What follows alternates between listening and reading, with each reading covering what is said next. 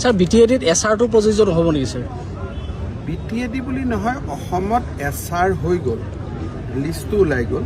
আমাৰ প্ৰায় 11 লাখ মানুহৰ নাম ভোটাৰ লিষ্টৰ পৰা কটা গৈছে আৰু 5 লাখ মানুহৰ নাম ভোটাৰ লিষ্টত সোমাইছে। গতিকে সৰ্বমুঠ 7 লাখ মানুহৰ নাম কৰ্তন হৈছে।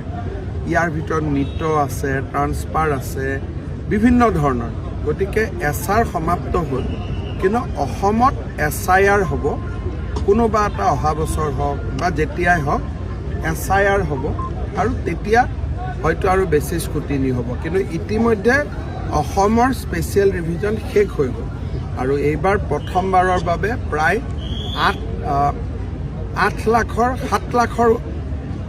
11 লাখ 11 পাছে প্ৰায় 7-8 লাখ মানুহৰ নাম কৰ্তন। স্যাৰ কিছু সংখ্যক তাত সন্দেহযুক্ত মানুহ থকাৰ অৱকাশ আছে নেকি স্যাৰ? এতিয়া যিটো হৈ গ'ল তাৰ ওপৰত কথা পাতিটো লাভ নাই, যিটো হ'ব তাৰ ওপৰত কথা পাতিম। সন্দেহযুক্ত লোক থাকিলে আপোনালোকেতো অভিযোগ দিব লাগিব। গতিকে সেইকাৰণে যিহেতু হৈ গ'ল তাক আলোচনা কৰি লাভ নাই। দুদিন আগত হৈছে আৰু 7-8 লাখ মানুহৰ নাম কৰ্তন হোৱাটো ইওতো এটা বহুত ডাঙৰ কাম। স্যাৰ বিহুৰ আগে 11 লাখৰ নাম কাটিছে, 5 লাখ সোমাইছে, টোটেল 6 লাখ ভোটাৰ লিষ্টত সংখ্যা কমিছে।